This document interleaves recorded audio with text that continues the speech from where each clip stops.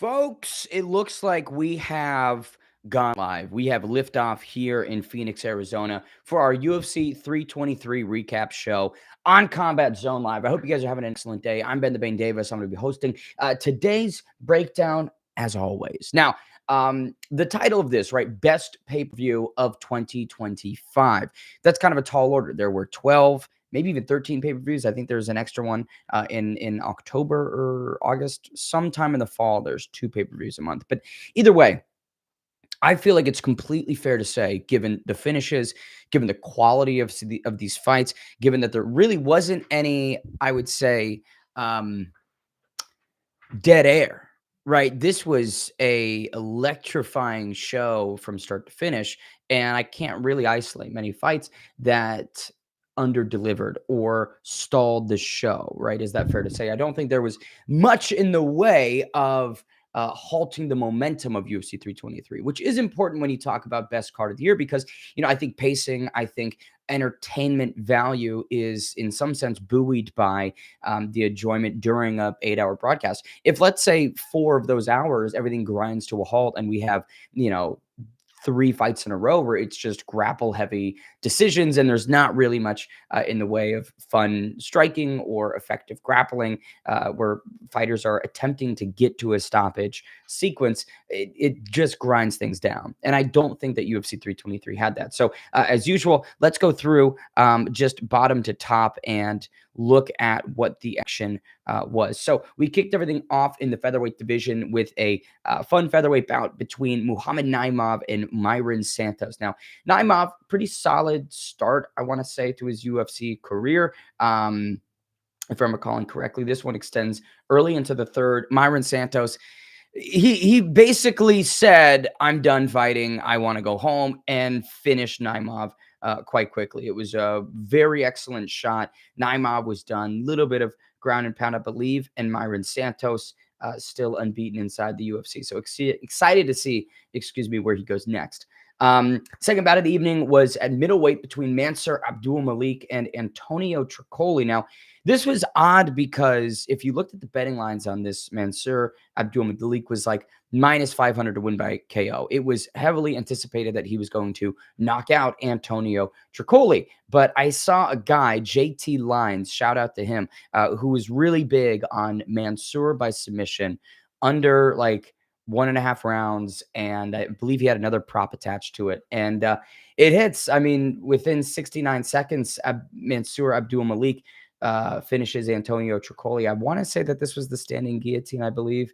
For Antonio Tricoli, it's odd because, this is a guy who, when you look at his career, specifically inside the UFC, there isn't really much to write home about. I don't want to be entirely disrespectful, but he's 0-3 inside the UFC. He's been finished in all 3 of those performances. And when you look at the wins he has leading up to this UFC opportunity, they're not exactly great. His fight before, he didn't have a contender series. Or no, excuse me, he did, and was overturned to a no contest against Kenneth Berg. Before that, right, so this was the fight that got him to the contender series. He faced a guy named Fabio Moreira, who was 2-6 overall. What are we doing? What are we doing? 2-6 overall, and that win, it wasn't even a finish, is good enough to pole vault you into the contender series. It's just kind of shocking. So I don't know. When he debuted in June of last year, I think it was a product of, hey, we need somebody for Shara Magomedov, and Antonio Tricoli was more than content to step in there. And hey, look, he's earned himself 3 fights. I don't think he'll be back. But yeah, that is that. Okay, continuing on. This one is probably the fight of the year, right? I can't think of a better fight that was displayed. I'm going to butcher the names on this. Iwo Barnachewski and Ibo Aslan.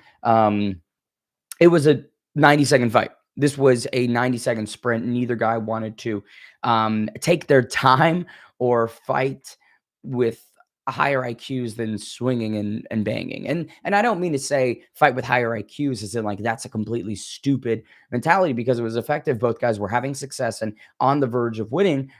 So you can make the argument that for this particular fight and for both of their styles, maybe that was the correct approach, and that was the enforceable strategy. For Ebo Aslan, it was simply not meant to be.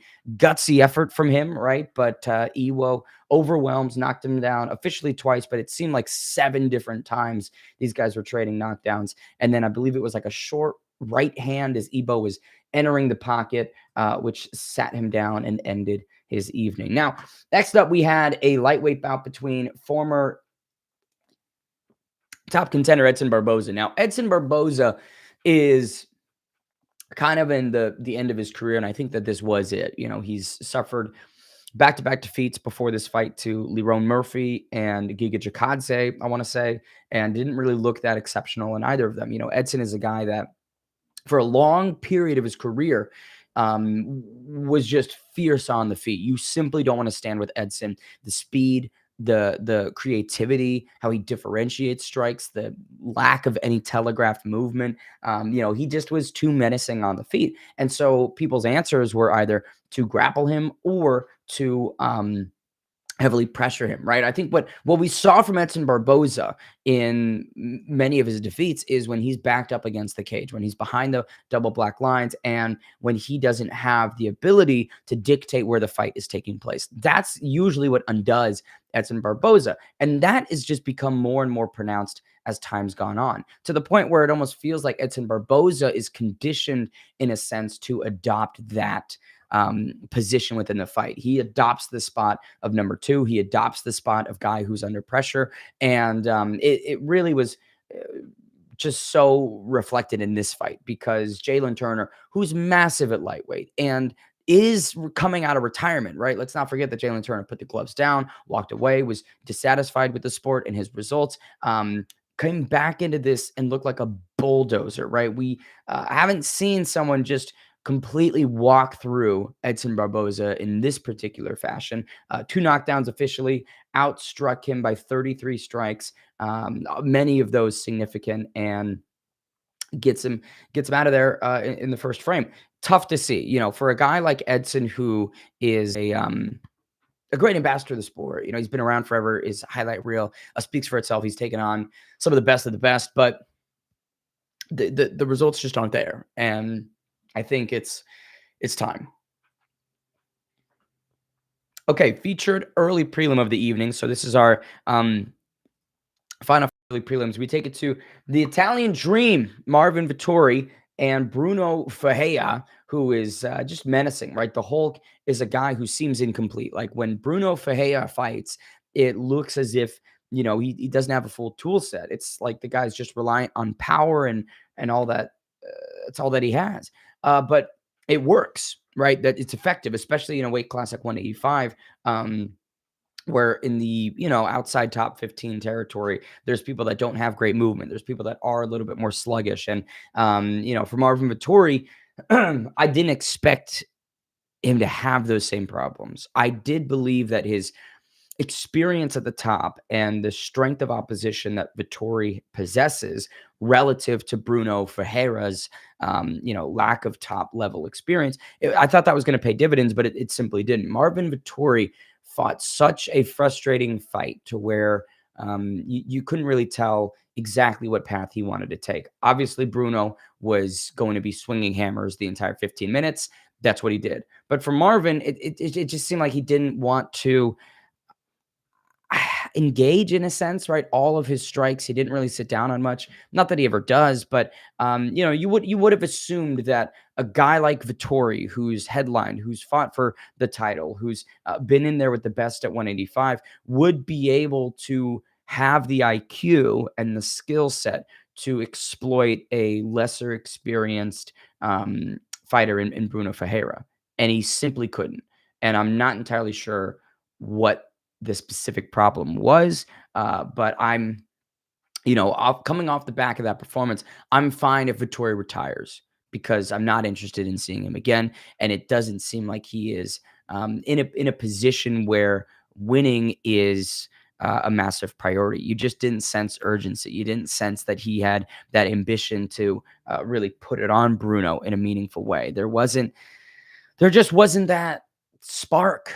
right? He was in there, he was present, he outlanded Bruno, right? But in terms of effectiveness, it was non-existent. So for Marvin Vettori, I get that maybe he's a younger guy. You look at his age, he's 32. So you would think, right, athletically, he should be in his prime. This should be where Marvin's becoming the best version of himself. But yeah, when you then factor in um, 40 professional fights, or excuse me, 20 per 30. Oh my God, my math is so terrible. When you factor in 30 professional fights, the wear and tear that takes, and the fact that he was at the top and now has fallen all the way to the bottom, maybe that is just gone. Maybe the fighting spirit is extinguished a little bit, and this becomes more of a job, more of a paycheck, less of a passion, less of a purpose-filled pursuit. And I think there is something to be said about fighters who touch gold but don't claim it, right? You sniffed the peak of the mountaintop and now you're tumbling back to the base. And what that does mentally for a fighter,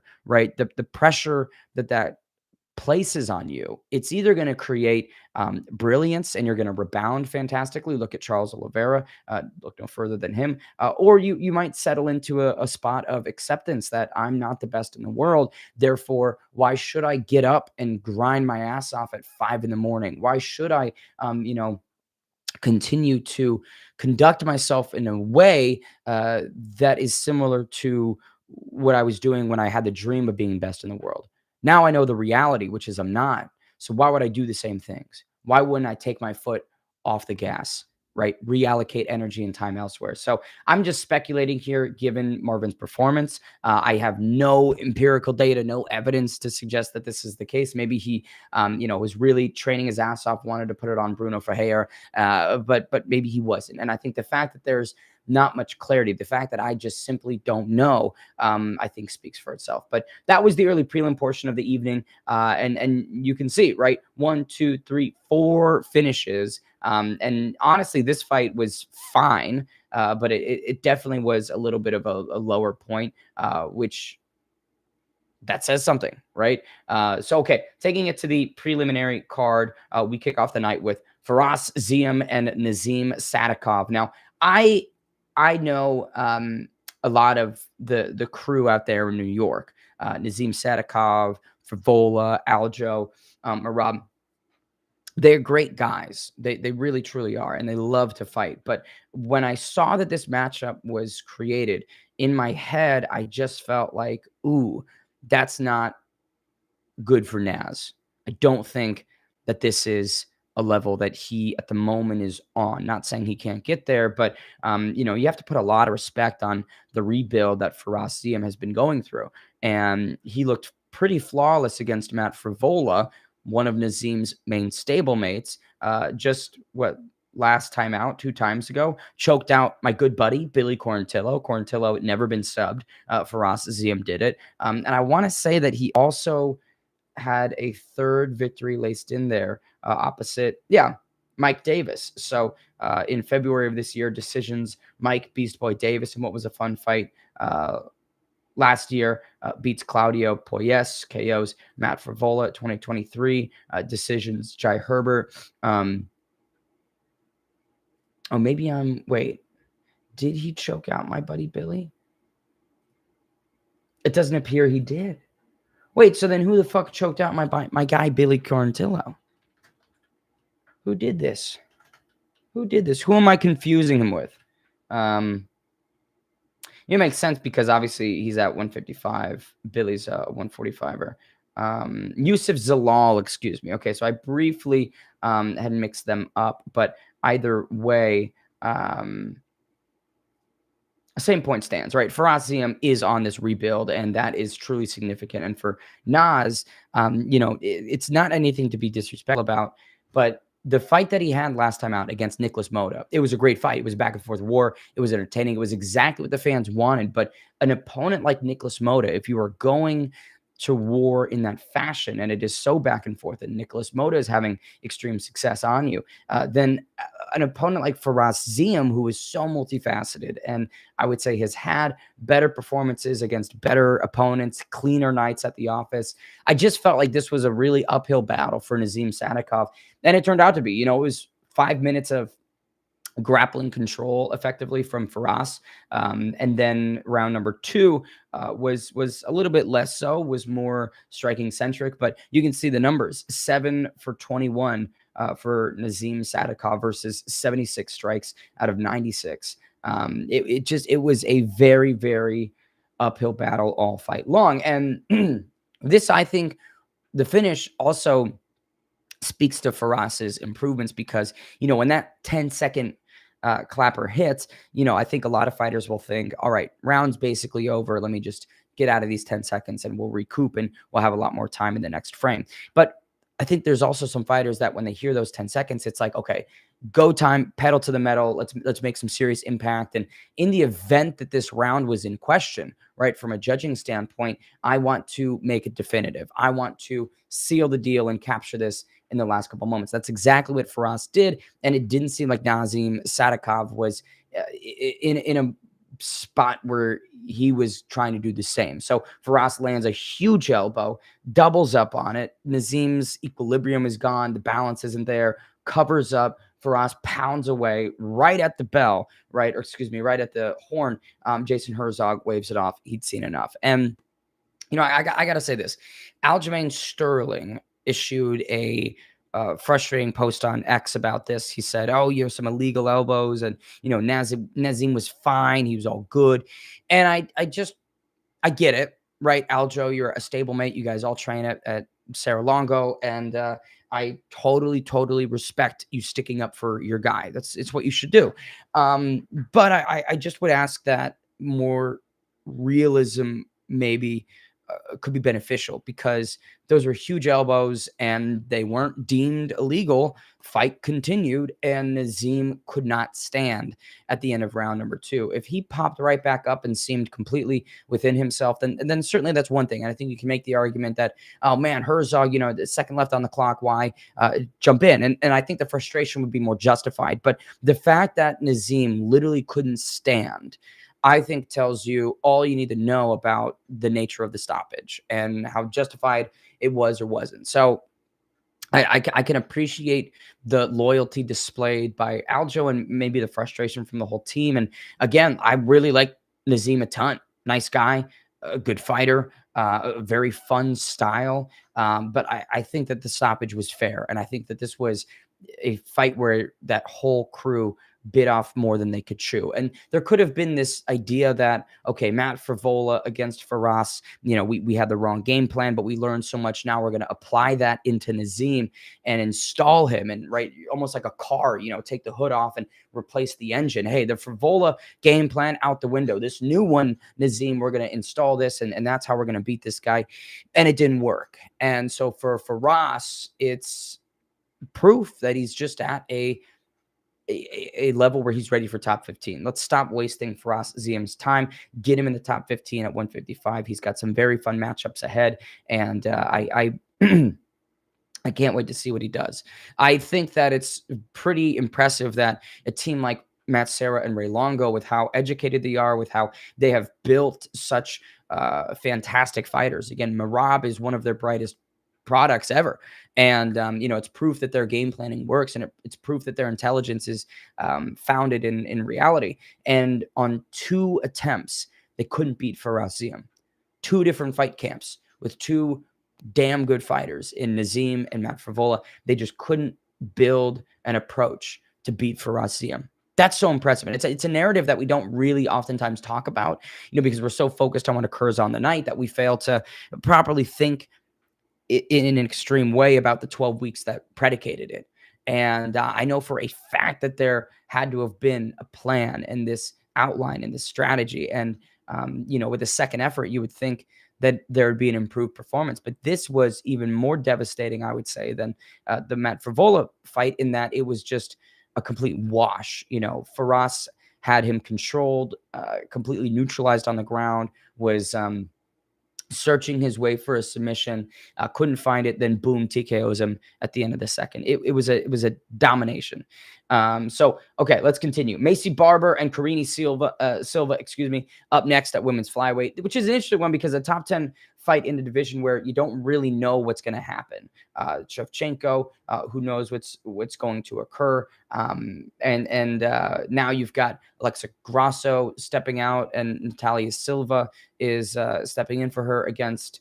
Oh gosh, I'm failing to remember who, but it's just what I mean by all this is that it's odd at the top of this division. So top five, I think Macy Barber taking on number 8, number 9, Karine Silva is an important fight because of how unstable this weight class seems at the top. And for Macy Barber, the fight before the fight, all of the medical issues that she went through, I think were so monumental. And the fact that she battled back from all that and was able to get herself into this cage and perform in the manner that she did, especially with the illegal strikes that Karine Silva just simply couldn't stop making. I got so sick and tired of this. Two different, kicks to a grounded opponent from Karine Silva, and not a point was taken from Mark Smith. I don't understand what the issue is from a officiating standpoint when someone's repeatedly ignoring the rules, violating and breaking them, and on that second kick to a grounded opponent, it had serious impact. It had effect. Let's not pretend like this is a glancing blow, as Mark Smith so aptly or inaptly, titled it. This was a blow that had Macy stumbled. She said she was dizzy. There was impact and severity. So why not take a point? This is like the confusion for me. You've got repeated violations of the rules. You are a referee. It is literally your job. It's what you're being paid to do, to enforce these rules and make sure that it's safe for both fighters and that we're fighting within the boundaries of combat. And to not do that, right? To refuse to do that, it creates less of a sanctioned mixed martial arts matchup and more so of a street fight with a conscientious observer standing by. It's what it is. When a referee refuses to do their job, then there is no referee. And it was a really disappointing night for Mark Smith. And I hate to say that because, Mark is a usually solid ref and, a really good guy. Yeah, I have so much respect for his career, his time serving this country. Like when I criticize maybe some of those actions, it's not like I'm coming at the person. I'm simply providing response to their specific action in that moment, right? And it's tied and exclusively connected to that. I just wish that there was a little bit more enforcement and a lot of I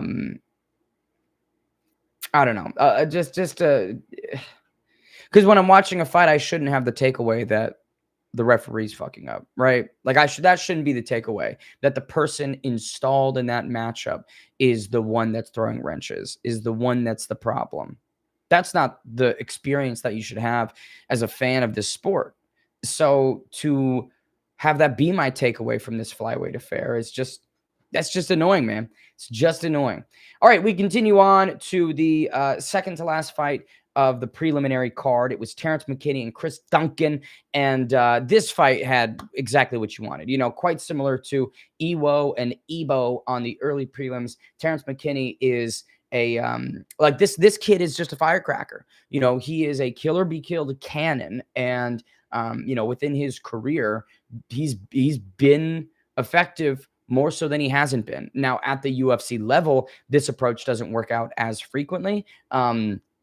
But I have so much, I would say, admiration for Terrence's interest in remaining who he is, and knowing that I am the skill set that I am is who I am, and completely altering that, to become either a more economical fighter, become someone who's not going to come out of the gates like a bat out of hell, isn't who I am. And that's not interested in That's not interesting enough to me to be that person. So like, I just have so much admiration for how he sticks to that, and he's must see TV. This is the definition of must see TV. People might think that must see TV at times is just exclusive to like high level names and big talent, but to me, must see TV is a guy that I know is going to absolutely give it his all, and I know that it's going to be a fight that ends per the expectations, which is for any Terrence McKinney matchup a stoppage. At times, that's him.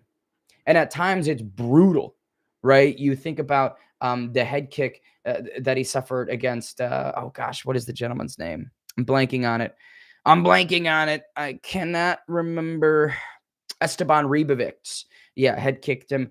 You remember the Bonfim finish where he is flatlined and falls face forward. Those are tough losses and tough finishes, but at the same time, he choked out Farasium. He's knocked out so many people so quickly. It's how Terrence McKinney fights. And my God, is it amazing television? And is it entertainment? And I so often on this program speak about sports entertainment and the importance of that second word. And for Terrence McKinney, all he is. It's all he knows is how to entertain.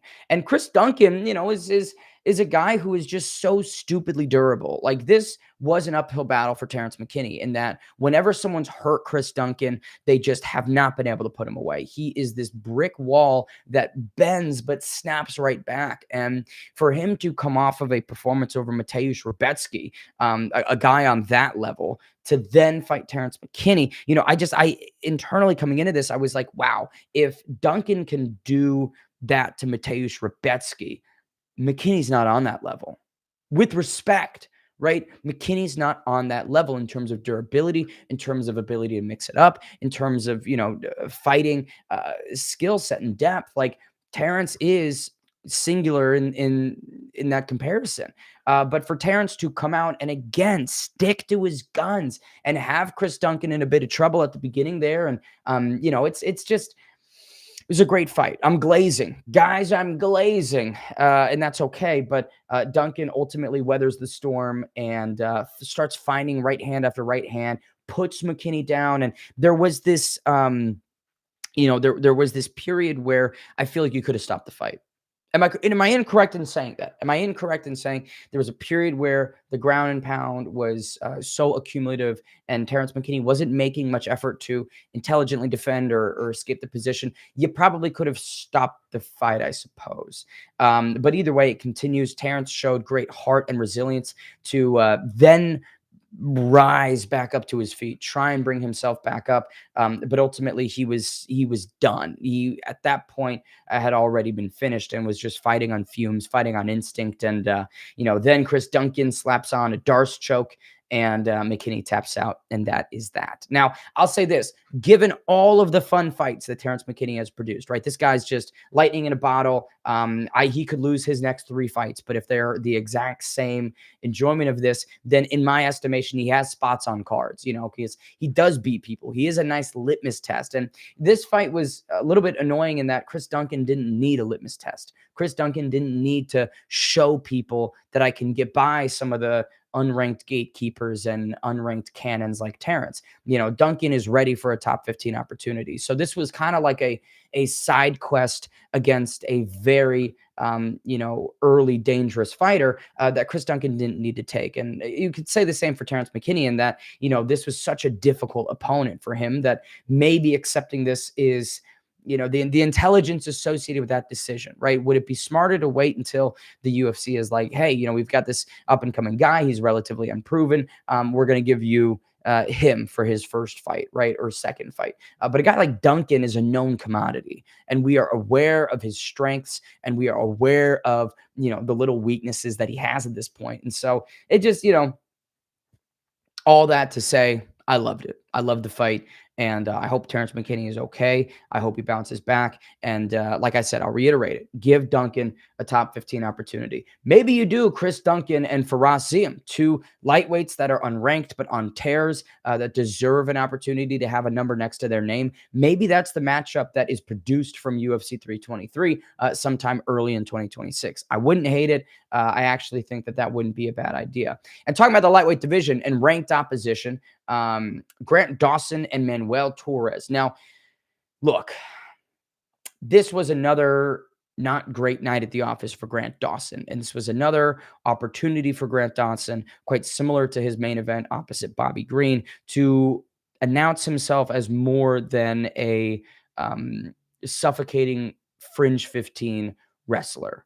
And I want to say, like, I like Grant Dawson a good amount. I know that he said a few dumb things that has soured opinion, and his fighting style has never really garnered much attention or acclaim or respect.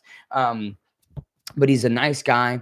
His wife Elle is just the sweetest person, and she had just won the night prior in the main event of FAC. And so it just would have been nice to have both Dawsons victorious in the evening. And it maybe would have been nice even in defeat if Grant could have had a great performance, right? A good display, featured prelim on the final pay-per-view ever. How cool would it be for Dawson to show all of the improvements that he's made, and to take a guy like Manuel Torres into deep water? And it just, that would have been cool.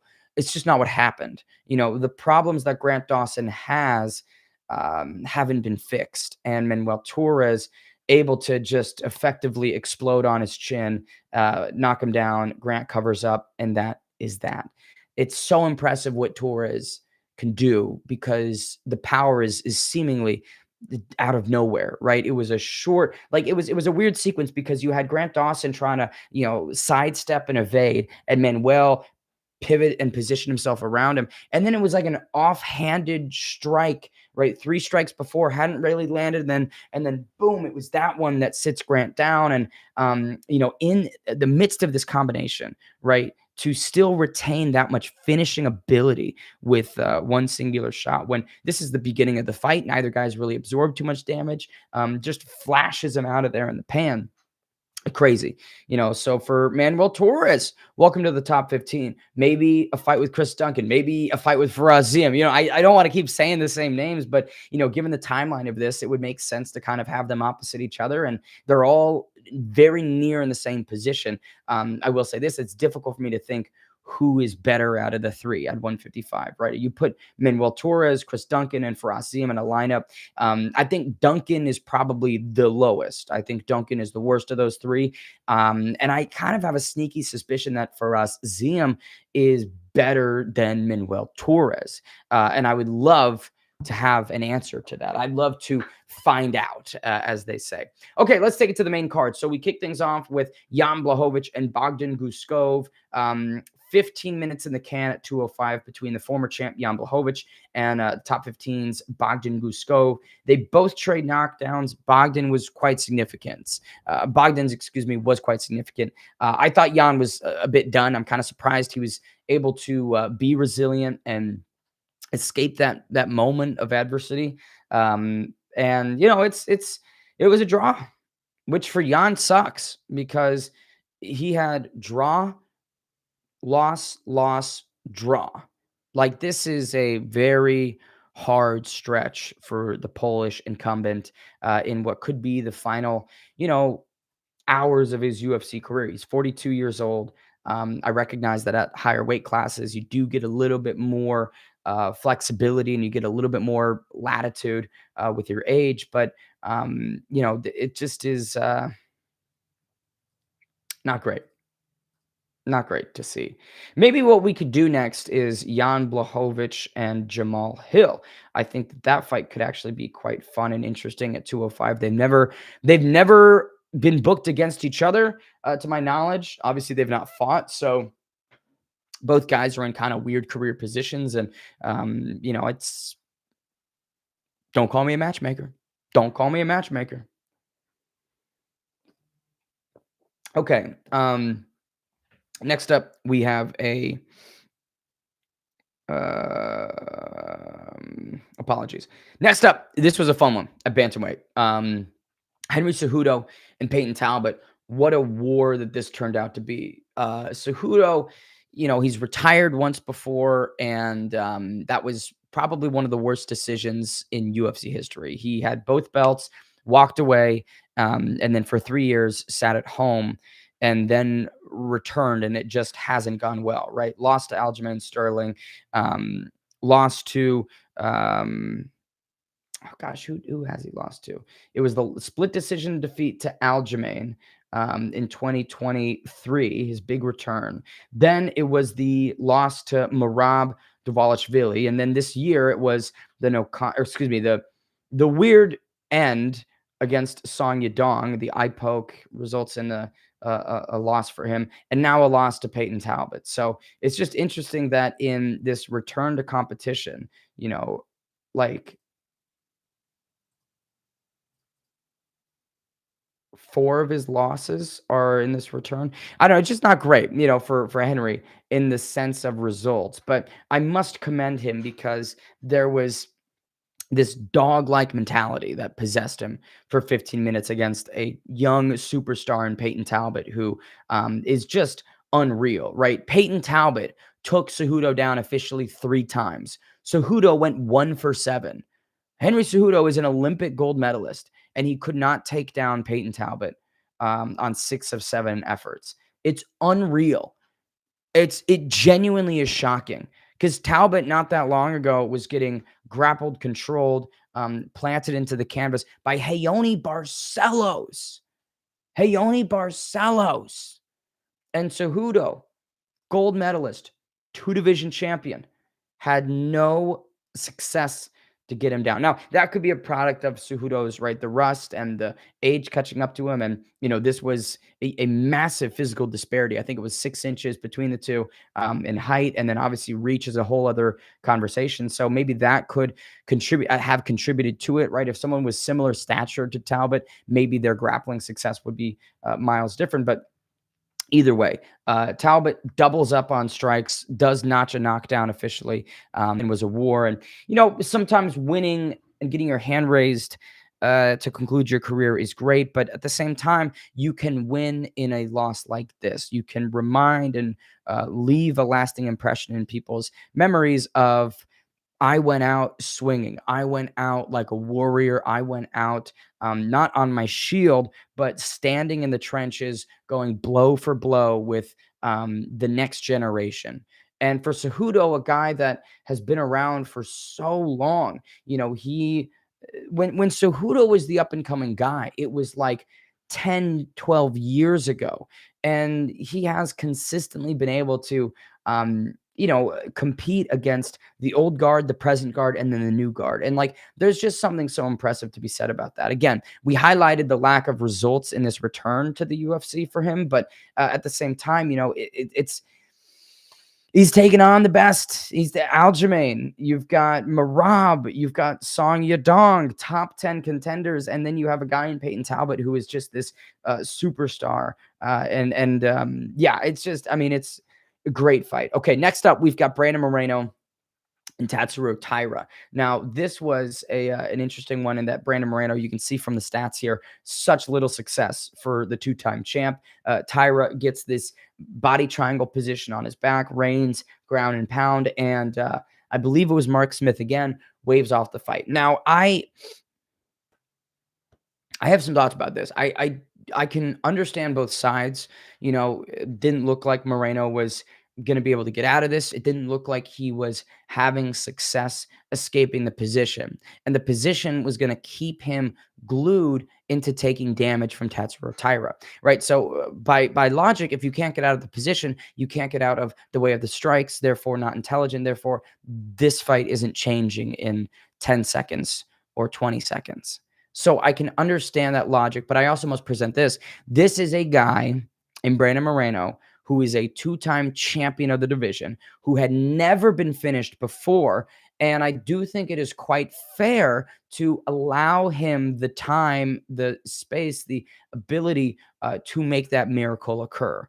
He has so much savviness, so much know-how, and I just, you don't want to see something that doesn't feel as definitive as it could be, right? Didn't feel as conclusive as it could have been. And for a person in Moreno who now he has a finish loss on his record for the very first time, just upsetting.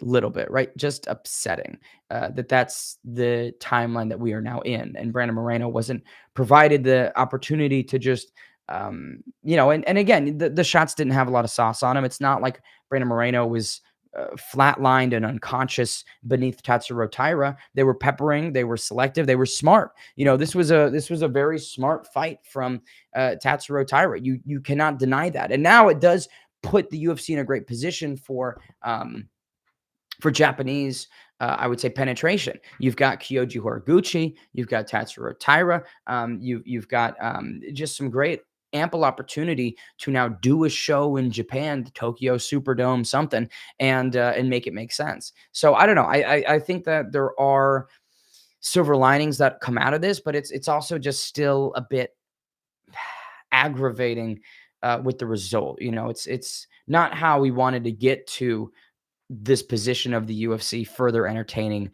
the Japanese market. That's not how we wanted to get there. Was a bit of a controversial stoppage over a two-time champion Brandon Moreno, which again, to me is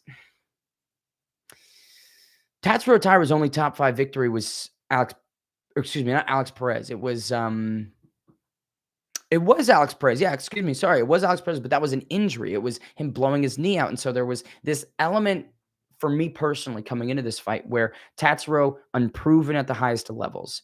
And I just wanted this definitive win for either side to either add so much depth and substance behind Tatsuro Taira's claims to be up in the upper echelon of 125. And for Moreno, this is a dude who's still very much around and beat an Urseg, I think, coming into this opportunity. And in 2024, beat Amir Albazi, right? So back-to-back victories over top young contenders for Moreno, and that now stops in a, again, frustrating fashion. So I don't know. I'd love to know your guys' thoughts. I know, hey, we've only got 3 people in here. It's a small room. It's an intimate environment. But I've seen this fight more so than most on the card. I've seen 2 schools of thought arise. One school loves the stoppage. They think it's entirely fair and warranted.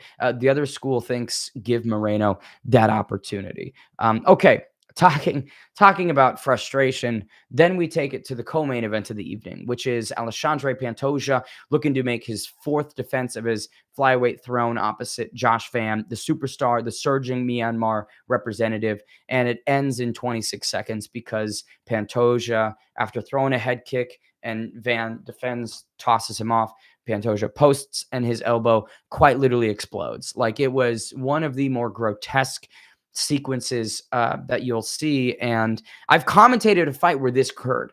I've commentated a fight. It was Flex Fight Series in Patchogue, New York, where the same scenario happened. A fighter gets shoved off and they try and post and their elbow just snaps. That one was more egregious than Pantoja's, in that the kid's arm was literally backwards, and it was not good. But for Pantoja, the fight was over instantly out of nowhere, and in a very unsatisfying, anticlimactic manner. And for a reign as prestigious as Pantoja's, a guy who was one of the better champions that the UFC has, that was taking on. I mean, he's lapped the division. Pantoja has dominated the old guard, destroyed the present, and had taken out the new era in Kaya Sakura, Steve Urseg, and then add some side quest on Kai Kara France most recently. So it just it's just such a shame that one of the better title reigns in the UFC now falls to an injury of this magnitude. And you can make the argument for sure that it was Josh Van's actions that did contribute to it. But, the probability, first off, not Josh's intention. It's not like Josh Van intentionally was like, okay, if I angle and throw his head kick back that way, then his elbow is going to explode. That's not something that Josh Van was consciously attempting to do. And the probability of this outcome, right? So many guys post and there's no impact on their elbow. There's no impact on their arms. It's perfectly fine. The fight resets to a different position. So the the minute 0.001% of times that this occurs leads me to come to the thought that this was more of a no contest than it was a victory, if that makes sense. That's kind of a hot take because, Josh Van is the champion. By construct of the rules and what we operate under, he is the champion. That belt is around his waist. I just don't feel he deserves it. I just don't feel that he deserves that title. It's very much a right place, right time, right cosmic alignment of actions and outcomes than it is I knocked out the fucking champ. You know what I mean? I don't think that he deserves this title, and that's such an extreme maybe thing to say that has some loaded nature to it. And it's nothing really against Josh Van. It's just like what I outlined moments ago. The fractional probability of this outcome coupled with Van's unintention behind the action just leads me to conclude, yeah, it's not deserved. You didn't take him across 5 rounds and outclass him. You didn't knock him out or submit him and definitively capture that title. So sorry, Josh, it's not deserved. And for him to take the approach of hostility towards the criticism, right, where people offer up, hey, you don't really deserve that, and he says, fuck him, keep crying, I'm the champ, screaming, acting as if he won the belt by vicious knockout instead of what happened. It's just going to sour people's reputation, or excuse me, sour people's opinion of him and stain his reputation a bit with the fan base. Not that that's his concern, not that that is his concern or his team's concern, but it is quite valuable because coming into this, there was such excitement and praise for Josh Van. I think that he had the community in the palm of his hand, and now by acting like a sore winner, you are going to lose that and segment your fan base and opinion in the court of, or excuse me, and your place in the court of opinion. Addy, my guy, Van versus Tyra. I'm open to that. I think Josh Van defending against Tatsuro Taira makes perfect sense. You can stick that in Japan. You can stick that somewhere in Asia, and that would make all the sense in the world. That would be such a region-centric fight that the fans over there deserve. I think that that market deserves to see their heroes and their gladiators in person, and it just makes sense. Now, I will say this. We don't know anything really about Alexandre Pantoja's condition. I want to pivot really quickly to this topic. So if you watched the entirety of the UFC broadcast and then you tuned into the post-fight press conference, you saw both Megan O'Leary providing a status update, which was that his shoulder was impacted, not his elbow, and that elicited confusion from the broadcast team. Anik, Rogan, Cormier, all were like, what the fuck? You know, this clearly was his elbow. We saw that. It's, I saw that, and now you're doubling down, standing on it was his shoulder. And then the post-fight press conference occurs, and it's Dana White saying, yeah, it was his shoulder, not his elbow.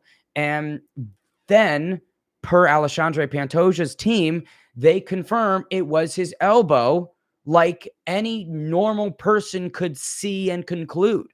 I don't understand what is to be gained by reshaping the narrative that it was his shoulder and not his elbow, right? I'm still mulling this over and trying to like compute what Dana was trying to do and why that narrative was trying to be set in stone and reinforced by O'Leary, by White at the presser. It just doesn't make sense to me, right? And when you're asking the audience, when you're asking millions of people to not believe what they see with their own eyes and to instead believe unverified words, is absurd. Like, I'm sorry, but that's absurd, and everyone should be ashamed. Now, I'm going to get a little over the line maybe, but, again, I'm going through this master's in sports journalism program right now, and one of the huge things that we discuss is ethics within journalism. And, there's these principles that you want to operate under as a journalist, and within broadcast journalism, that applies to the UFC and every on-air member, and certainly Dana White himself, when you're operating this capacity, right? When you're reporting on a fighter's condition following a result quite like this, there is such importance in being correct. Such importance in being correct. Verifying the facts.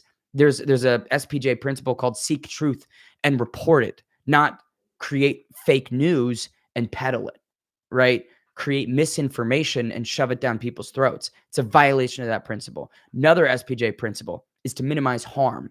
right? You want to minimize harm, not maximize it. And I think by reframing and reshaping Alexandre Pantoja's condition to some dumb rhetoric that they want, maximizes harm because it's, again, a lack of transparency. It hurts the credibility. That's harming everybody. And certainly Pantoja, who's probably sitting at a hospital getting checked out while this narrative is being built without him. It's just I'm sorry, it's just disgusting and meaningless. That's what I don't understand. Like I said, I'm kind of trying to compute what the angle was here, like what was to be gained by saying it's his shoulder, not his elbow. And guys, I don't have an answer because what they could have done instead is just Megan could have come on and said, hey, we've got a status update for Alexandre Pantoja. We have him admitted into a hospital nearby in Vegas. He's being checked out. He's being evaluated. At this current moment, we are unsure what exactly is the damage, right? To the severity, the extent. But we are doing everything in our power as an organization to find out. And we wanted to give you guys the knowledge that he is being seen by medical practitioners and professionals. And when we do have a further update, make sure you check out the UFC socials, or if it's arrived by the time the press conference is ongoing, we will update you then. Thanks, Megan. Appreciate it. Let's talk more about Merab and Jan, right? Like that could have been what we saw, and it would have been perfectly acceptable. And I think it would have been appreciated that they included that, right? Of hey, we're doing what we can. I would have appreciated that. But what I don't appreciate is lying. What I don't appreciate is peddling nonsense, because what did we just see a couple weeks ago at a UFC pay-per-view? Tom Aspinall gets poked in the eyes, and the fight ends, and then the UFC doctors claim that he's fine. And the narrative that they spin is that he's fine, which then leads people to conclude that, oh, Aspinall quit. Tom quit. And that narrative was then reinforced, set in stone, and by subsequent media appearances by Dana and other members, and this knowledge that the doctor said he was fine. Tom Aspinall's reputation and his appearance in the court of public opinion completely different. Fans trash him every day now, and they label him a quitter, and they completely harass him with this fake news and misinformation that was created by none other than the machine itself for no reason. And then you've got Tom, who goes and seeks more medical advice, which is a smart thing to do. Hey, I'm going to get a second opinion. Hey, I'm going to get a third opinion, right? And what did those opinions lead to? They confirmed the severity. They confirmed the negative impact on Tom's eyes, and they established, hey, this is very serious. This is very serious. But the problem is, because of the fake news and misinformation that was, spun out in the immediate moment, sorry about that, in the immediate moment, no one cares about the follow-up and that truth. People only care about the initial fake news. Bullshit. Absolute bullshit. I'm sorry. Spade is a spade. That is fucking stupid. That is the standard and precedent by which we are now operating under. And I don't know who these doctors are that routinely fuck it up. And something like Tom with his eye is quite different, because that is so, you're not going to be able to assess and diagnose that in the locker room of a UFC venue, right? That's going to require a specialist. That's going to require someone likely above the fucking pay grade of whatever practitioner they have in the back. Not that that physician is necessarily bad, but that's not your discipline, man. That's not your area of expertise. And so for that doctor to then issue his formal opinion, and then that guy, who we don't know who he is, we don't know if he's a specialist in eyes, we don't know if he actually has a legit opinion when it comes to this. But either way, that guy's words become the narrative, because that's what's shared and spread by the top. And then it trickles down. And then what happens? You have a heavyweight champion in Tom Aspinall who is getting just completely abused by the fan base on a daily basis for no reason. And now you are having a situation play out again several weeks later with another champion, former champion, in Alexandre Pantoja. I'm sorry, it's pathetic, and it's so beneath the standard by which they should try and operate under. And when you think about the ethical impact and the violations there, it's just disgusting. And I get that no one cares about that. I'm cognizant that the fan base doesn't give a fuck. I'm cognizant of that. And I'm cognizant that a lot of the fighters don't give a fuck either. And I'm cognizant that even, members of the crew and the employees don't give a fuck because that's their gig and job. They have to mold. But as someone that is just has spent the last several months really analyzing journalistic ethics and on a weekly basis, learning more and more about the importance of this and the negative impacts of when those lines are crossed, it highlights and further exacerbates the issue of instances like this. And I'm sorry for monologuing again. I know that no one's here. So it's really me talking to myself, but if you are here, I appreciate you. But it's just a little sick. And I wish the reason why it frustrates me is because I wish so much that it was different. And I wish that it was better. And I'm not sure why it can't be. I'm not sure why it can't be. To me, there's no reason why we can't have more established ethical processes and structures in place. There's no reason for this bullshit. Okay, last fight of the night. I want to take it to Merab Dvalishvili and Piotr Yan. Now, obviously, the two fights before this, Moreno and Pantoja's bouts, ended in a little bit of frustration, but this delivered. Talk about a battle that is worthy of headlining the last pay-per-view ever. The final pay-per-view in UFC's existence, and it goes out with a bang. Merab, Piotr, who could have anticipated this? Merab landed nearly 200 strikes on 458 attempts. Piotr Yan, 159 strikes on 251 attempts. It was nothing but volume and such surprise in that Piotr Yan looked night and day different from the form that he was in when they battled in, I think, 2021. I want to say was their first meeting. Maybe it was 2023. But either way, it's just absurd to me that he leveled up in this magnitude. I didn't anticipate this whatsoever. I will, hand to my chest. I thought that this was going to be more of the same. I thought that Merab was going to wash him even more impressively than the first time. And Piotr Yan proved me wrong. Defended 27 out of 29 takedowns and looked good while doing it. And took Merab down 5 times on 9 attempts. Butchered him. Like, the body work was brilliant. Had Merab bending over, had Merab on the retreat, had Merab hurt more so than he's been in years. And for Piotr Yan to have these ebbs and flows in his career, being the champion, right? Losing 3 straight, winning 3 straight, recapturing the title. That is a story that you just do not see all that frequently. This is a guy who is paving a path that is so it's so small, the probability of Piotr Yan pulling all of this off in the way that he did. It's so impressive. So congrats to the new champion from Merab. This was his 4th attempted title defense of this year of 2025. I think that it took a little bit of a toll on him. We just saw Reiner de Ritter have a terrible performance, and many assessed that it was likely the, frequent weight cuts, likely the frequent camps, no time to have just some decompression, right? And for Merab, I think that was a part of the case. I think that if he had maybe 6 months after his last defense, could he have looked better? I would believe so. But at the same time, Piotr Yan looked magnificent. And even if Merab was at his best, I have a hard time imagining that the result would be all that different. Now, 2 judges had it 49-46, which I think is entirely fair, 4 rounds to 1. I could even see arguments for a shutout 5-0 for Piotr.